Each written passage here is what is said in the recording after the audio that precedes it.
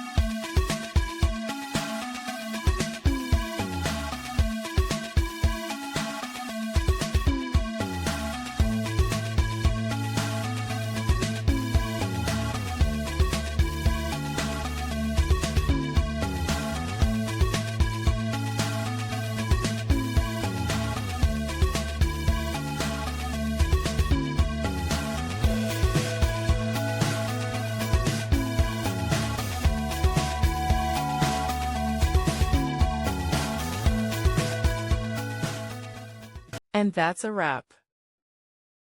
I hope you found the answer you were looking for. If you did, take a second to hit that subscribe button. It really helps out.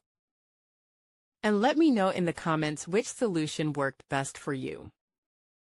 See you next time in the Debug Zone.